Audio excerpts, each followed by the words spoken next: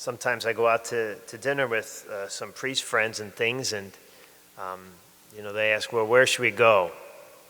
And I sometimes, I don't like fancy places. I like to go to kind of cheaper places that have like lots of fried food. So I said, well, why don't we go to this place? And it was a certain place. And they said, well, you've been there. I said, oh, yes, I've been there. I'd never been there. But the prices look good and the place looked good. So when I got in the car, with the other guys, I put on my GPS thing. And they said, well, I thought you'd been there before. Don't you know how to? I said, oh, I just forgot. And so didn't know the way. And so I got there and we went in and the place was a complete dump. Now, a place is going to be good if it's a little dirty. It has to be a little dirty if it's going to be a good place, but not like filthy. And the food was terrible. So they said, I thought you said this place was good. Well, I couldn't say anything else. I said, well, really, I had never been here. I had to admit that I had never been there because I wasn't going to make me look bad, Just had to admit that I lied about it.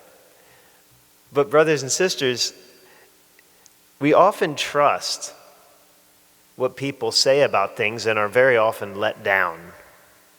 That's the way of the world. We are let down by what other people say or their testimony to something.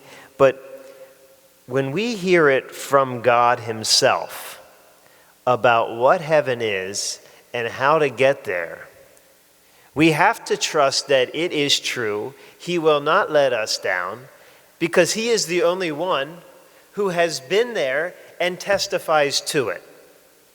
So we have to listen to Him.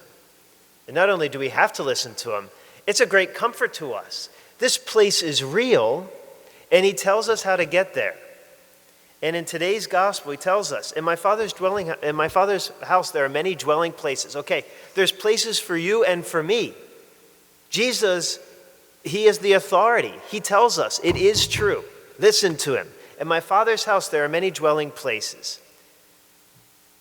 But also, I am the way there. I am the truth and I am the life. The church in the very early years, before they were called Christians, was called the way.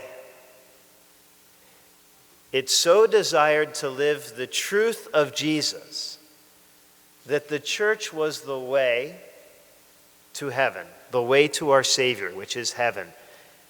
And the way it lives it is the truth.